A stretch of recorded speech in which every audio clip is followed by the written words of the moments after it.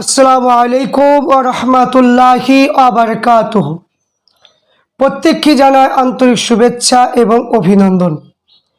আজ আমি আপনাদের কাছে আলোচনা করব জিলকদ মাস, আরবি মাসের 11তম মাস। এই মাসটার নাম হচ্ছে জিলকদ মাস।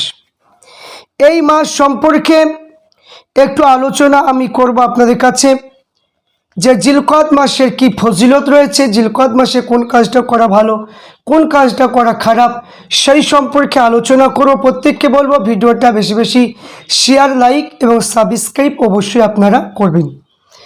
এখানে বলা হয়েছে, আল্লাহ রসুল সাল্লাল্লাহু আলাইহি ওয়াসাল্লাম বলেছেন, আকরিমু জিলকআদাতি ফাইন্নাহু আউয়ালু মিন শুহুরিল হারামি, যে তোমরা জিলকদ মাসকে সম্মান করবে, কেননা এর সম্মানিত মাসগুলোর মধ্যে প্রথম এই মাস। এই মাসে ঝগড়া, ফাসাদ, যুদ্ধ বিগ্রহ, কাটাকাটি, মারামারি বিলকুল হারাম। জিলকদ মাসে যে ঝগড়া ঝাঁটি করা কিংবা ফাসাদ করা, কাটাকাটি, মারামারি করা একদমই হারাম। তাহলে জিলকদ মাসে যদি হয় এইরকম নিষেধ করা আছে এই মাসে, তো এই মাসে আমরা দেখতে পাচ্ছি ভোট হচ্ছে।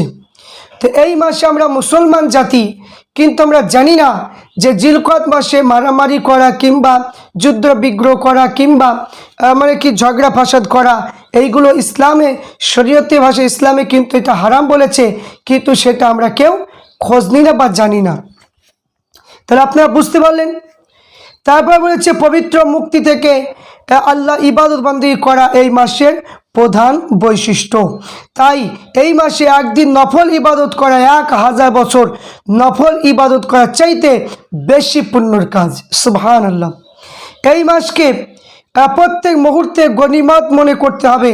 তা আল্লাহ রসুল বলেছে, মান সামা ইয়াওমান ফি জিলকআদাতি কাতাবাল্লাহু লাহু বিকুল্লি সাআতিন মিনহু সাওয়াবুল হাজ্জি, যে ব্যক্তি জিলকদ মাসের মধ্যে একদিন রোজা রাখবে, আল্লাহ পাক রব্বুল আলামিন তার আমল নামে একটা মকবুল হাজের পুণ্য সওয়াব লিখে দেবে। আর এই মাসে রোজা রাখে তার প্রতি নিঃশ্বাসের বদলে একটা গোলাম আজাদ করা পুণ্য সবে অর্জিত হবে। সুবহানাল্লাহ, কি ফজিলত এই জিলকদ মাসে দেখুন। তারপরে লিখেছেন যে আল্লাহ রসুল সাল্লাল্লাহু আলাইহি ওয়াসাল্লাম বলেছেন, যে ব্যক্তি জিলকদ মাসের বৃহস্পতিবার দিন 2 রাকাতের নিয়াতে 100 রাকাত নফল নামাজ উমরা আদায় করে, যেন প্রত্যেক সূরা ফাতিহা পড়ে, সূরা ইখলাস 10 বার পাঠ করা, তাহলে আল্লাহ পাক রব্বুল আলামিন তার আমল নামায় অগণিত নেকি লিখে দেবেন এবং তার সকল মনের আশা বাসনা পূর্ণ করে দেবে। তারপর কি বলেছেন আল্লাহ রসুল সাল্লাল্লাহু আলাইহি ওয়াসাল্লাম বলেন, যে ব্যক্তি জিলকদ মাসে যে কোনো শুক্রবার 2 রাকাতে নিয়াতে 4 রাকাত নফল নামাজ এমনভাবে আদায় করে যে প্রত্যেক রাকাতে সূরা ফাতিহা পর 10 বার সূরা ইখলাস পাঠ করা হয়, তাহলে দয়াময় আল্লাহ পাক তার আমল নামায় একটা মকবুল হজ ও উমরা সওয়াব প্রদান করেন। কি সুন্দর কথা, চিন্তা করুন। তারপরে এখানে কি বলেছেন যে আল্লাহ রসুল সাল্লাল্লাহু আলাইহি ওয়াসাল্লাম জিলকদ মাসকে কত প্রাধান্য দিয়েছে, একটু চিন্তা করুন। তারপরে কি বললেন, যে ব্যক্তি জিলকদ মাসে প্রত্যেক রাতে 2 রাকাত নফল নামাজ এমনভাবে আদায় করবে, প্রত্যেক সূরা ফাতিহা পড়ে, ইখলাস 3 বার পাঠ করা হয়, তাহলে আল্লাহ পাক রব্বুল আলামিন তার আমল নামে একটা হাজি, একজন শহীদের পূর্ণ সওয়াব তার আমল নামে লিখে দেবে এবং আমলকারী রোজ হাসরে আল্লাহ আরশের ছায়া স্থান লাভ করবে। সুবহানাল্লাহ, কি জিলকদ মাসে কি ফজিলত, একটু চিন্তা করুন। তারপর কি বললেন, শুধু তাই নয়, এখানে বলা হয়েছে যে প্রকৃতি পক্ষে জিলকদ মাসে আল্লাহ পাকের দরবারে হাজিরি দেওয়া প্রস্তুতি পর্ব মাত্র। এই মাসে বান্দাগণ পবিত্র হজের আদায় করার জন্য তৈরি হয়, তা নিজেদেরকে একান্তভাবে আল্লাহর গোলামি নিবদ্ধ রাখতে সচেষ্ট।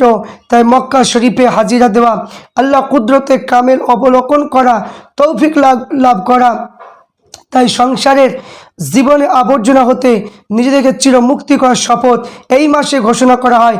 এই জন্য প্রতিটি বিশ্বাসী বান্দা কর্তব্য অমূল্য সময় অযথা ব্যর্থ না করা, আল্লাহ রেজামন্দি লাভের আশায় মন প্রাণ উৎসর্গ করা। তাই দিন মাস বছর নদীর স্রোতের টানের মতো নীরব চলে যায়। তাই নীরবকে যাত্রা ইবাদতের সরাস পদক্ষেপের দ্বারা অনুপ্রাণিত হওয়া এবং যারা আল্লাহ দিদার লাভের প্রত্যাশা পোহার গুণে চলে। তাহলে এখানে আমরা জিলকাদ মাসের ফজিলত সম্পর্কে বুঝতে পারলাম। এই জিলকাদ মাসে যারা হাজি সাহেব তারা মক্কা শরীফে হাজিরা দেওয়ার জন্য তারা চলে যায়। তাহলে এখানে যে জিলকাদ মাসে যারা হজ করতে যাবে তারা অলরেডি হাজি সাহেবগণ চলে গিয়েছে, কিন্তু এখানে হজ করার জন্য নির্ধারিত সময় আছে, নির্ধারিত তারিখ আছে। এই নির্ধারিত টাইমের জন্য কোনো মানুষ কোনো হাজিকে বলতে পারবে না যে দুদিন পরে যেও কি দুদিন পিছনে যেও, এই রকম কথা বলতে পারবে না। কারণ হজের একটা ফরজ হজের জন্য একটা নির্দিষ্ট সময় আছে, সেই সময়ে যেতে হবে। এখানে যদি বলে যে না যে এখন যেতে হবে না দুদিন পরে যেও, এই কথা কখনোই বলা চলবে না। এটা ইসলাম ধর্মে হজকে নিয়ে এটা ছোট মনে করা, এগুলো আমরা কখনো মুসলমান এটা মেনে নিতে পারি না। তাহলে জিলকাদ মাসের যে ফজিলতগুলো আপনারা দেখতে পেলেন, 11তম মাস এই জিলকাদ মাস। এই জিলকাদ মাসে যে আপনার ঝগড়াঝাটি করা, মারামারি করা, বিভিন্ন তর্ক বিতর্ক করা, এইগুলো একদমই চলবে না, বিলকুল হারাম বলা হয়েছে। তাহলে চিন্তা করুন যে আজ মুসলমান দুনিয়ার স্বার্থের জন্য দুনিয়ার মোহে পড়ে গিয়ে আজ আমরা ঝগড়াঝাটি করি, আজ আমরা মানুষকে চিনতে পারি না, নিজের আত্মীয়কে চিনতে পারি না, নিজের ভাইকে চিনতে পারি না, রাজনীতির কারণে আমরা দুশ্মন মনে করি।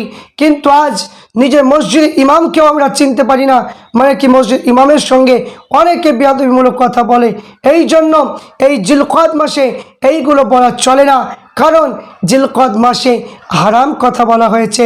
তাই এখানে বলতে চাই যে এই জিলকাদ মাসের যে ফজিলত, যে উপকার রয়েছে, সেইগুলোর দিকে আমাদেরকে প্রাধান্য দিতে হবে। তাই প্রত্যেক মানুষকে বলবো এই জিলকাদ মাসে যে ইবাদত, যে ফজিলত যেগুলো রয়েছে সেইগুলো আমরা আদায় করার চেষ্টা করব এবং আমরা এই জিলকাদ মাসে বিভিন্ন রকমের দ্বন্দ্ব থেকে শুরু করে, মারামারি থেকে শুরু করে, ঝগড়াঝাটি থেকে শুরু করে এইগুলো থেকে আমরা দূরে থাকবো। আল্লাহ পাক আমাদের প্রত্যেককে এই জিলকাদ মাসের সম্মান, জিলকাদ মাসের যে উচ্চ মাকাম রয়েছে সেইগুলো যেন আমরা সম্মান দিতে পারি এবং আমরা বিভিন্ন ফিতনা ফাসাদ থেকে আমরা যেন হিফাজত থাকতে পারি। আল্লাহ পাক যেন আমাদের প্রত্যেককে হিফাজত করুক। আল্লাহুম্মা আমিন।